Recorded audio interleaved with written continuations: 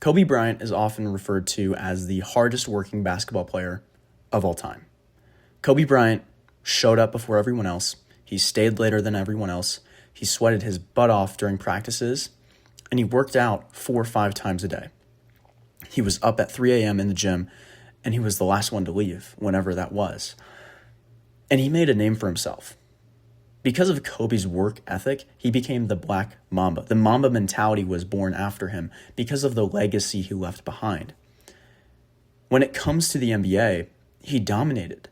He was elite on the court. And he was a successful player. A very successful player, not just because of his talent, but because of his obsession. Because of his obsession with being better every single day. But he also had a teammate named Shaq. And Shaq was quite the opposite of Kobe. He had all the attributes. He had a lot more talent. Shaq had great physical strength. He was very tall. He had very good palms to palm a basketball, or hands, I guess I should say. He had very good reach, and he was dominant. But he didn't practice. He didn't train. He didn't show up. He didn't actually give it his best. And these two played together. And they still won championships. They still became elite players. They were dominant on the fields or on the court. But when I look at those two, I can come to the conclusion that Shaq did not utilize what he had. And if he did, he probably could have been the best in the NBA. And that's not an overstatement. That's not an overshoot. That's the truth. If Shaquille O'Neal utilized his potential and he actually showed up and worked and was on point with his training, nutrition, and sleep, he could have been the best. Kobe gave it his all. He gave it everything he had. And he didn't end up the best. He didn't become the top 1 player, but he became his best. He showed up in every way he could, and he left a mark just by being his best. He changed the lane. He changed the game, and he created his own lane for himself. And what I'm seeing is that no matter where you are at in life, whatever you were dealt, it doesn't matter. What matters is how you show up, how you bring yourself to the court. Do you train? Do you train harder than last time? Do you show up before others do? Do you actually make the impact you're wanting to make? My business is on pace to do 50K this year, 60K. And I've honestly never felt more disappointed in myself. I'm 19 years old. I started my coaching business a year and a half ago. And in this year and a half, I've given up. I've started up again. I've gone from $100 month to a 6.2K month. And I'm mad at myself for that. My business is on pace to do probably 60K this year. And I'm mad. I'm mad at that because I feel like Shaquille right now. I'm not saying I have all these talents or these things that I was given. I worked for where I was at or for where I am at, but I didn't give it my all. I left things on the table. I've not pursued my purpose. I've had days where I've skipped out on who I should have been. And that pisses me off. And if you're out there and you're watching this video and you haven't given your all, maybe you've gotten somewhere in life, right? Like you've been in the gym a little bit. You've gotten consistent. Maybe you have a business. It's doing okay. You have a relationship. It's mediocre. You should be pissed off at yourself. You should be mad because the man does not work to just become normal. I don't want to be 19 making 6K a month. I hate that. I don't want to be 19 having an average physique. I don't want to be 19 having an average life. I want to be 19 crushing it. I want to be competing. I want to be dominating. And the truth is I could. I could be rocking my competition. I could be freaking throwing haymakers, knocking everyone out, and I'm not. And that's on me. And I need to take accountability to change this. And the truth is, you probably do too. You're probably letting excuses slip into the cracks.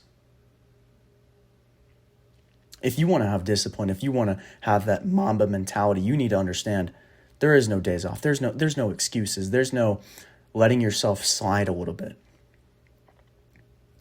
Not everyone is supposed to get it. Not everyone is supposed to understand what you're trying to become, but you do.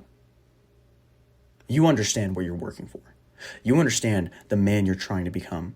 And if you slack, if you pull off the gas a little bit, even though everyone all around you is still proud of the progress you made, you know deep down inside that you're not who you could be. And it should piss you off. It should aggravate you. You should hate that. You should look in the mirror and despise that. Just because you're winning a little bit does not mean you can live in your comfort. I've had a lot of people ask me, Noah, why are you so hard on yourself? Noah, you're too disciplined. I remember I was actually talking to this girl back in January. She was honestly a very quality woman from what I saw. She was honestly, she checked off a lot of the boxes, and she was a lot of the things I wanted in a future wife, per se. And I remember, we literally were talking for 4 or 5 days, not even that long. And she said, Noah, I just don't think I'm the one for you. I was like, well, what makes you say that? She's like, you were too locked in for me. You're too locked in for me. Now, could I look back on that and be like, oh, maybe she just said that because she just didn't want me. She wanted to throw an excuse out there. Maybe. Could have been. But I've had other things happen like that. Friends tell me, dude, you're too hard on yourself. You got to cut yourself some slack. Maybe. But I think those people just don't understand.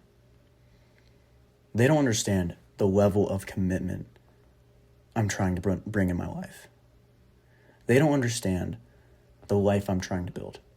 They don't understand the legacy I want to leave behind. And if you're watching this, and that's you too, you've got everyone else around you saying, you're too hard on yourself. You need to ease up, rest a little bit, take it easy. Although they want you to succeed, and they're saying that in good faith, you can't listen to them. Because deep down what you want. Deep down what you're working for, and you can't let anyone get in the way of that. And damn well that the version of you 20 years from now, if they could have, or if they can have that house of your dreams, they could have that body of your dreams, they could have everything you want 20 years from now. But if you keep living this life, you get there 20 years from now, and you're not there. Maybe you have a decent house, you have a decent car, you have a decent body, but it's not what you could have been. You should be pissed off because you missed the mark. And if you want to just have a mediocre life, you just want to have a decent car, decent house, decent physique, and you hit that, then congratulations, you hit the mark. You did what you wanted to do. But for those out there who are really high achievers, who want something more for themselves, who are trying to create something bigger than themselves, whether that be through their family, their legacy, their wealth, their fitness, their impact, you cannot pull off the gas just because today was a success, just because you're better. You pull off the gas when you empty the tank and there's nothing left to give. And this isn't saying don't rest. This isn't saying don't sleep. Do those things. That's part of a high performer. The difference is you cut the fat. You cut the things that distract you. You cut the things that take you off your path. Scrolling, pornography, girls, weed, alcohol, whatever it is for you. Get it out.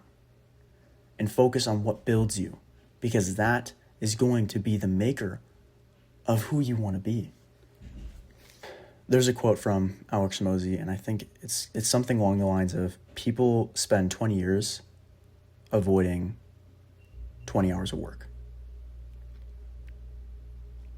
Don't waste those 20 years. Don't spend those years procrastinating. Don't spend them sitting on the sidelines of your own life. you are putting yourself in more pain by overthinking the work. You are putting yourself in more struggle by procrastinating. And I guarantee you this, if you do get harder on yourself, you do get disappointed at where you're at, and you take up the change to be your best, you will see it through. You will grow, and you will become the person that you want to become. I understand that this talk is not for everyone. Not everyone is going to understand that, and that's okay. I don't want everyone to understand this, because the truth is, 99% of people are mediocre. There's only 1% who really get what they want in life. And to those 1% who really want that, who achieve, who strive, who give it their all, listen to these words, man. You get up, you push harder, you actually become the person lying to yourself. That is how you win in this life. Don't just listen to this message. Go out there and kill the day.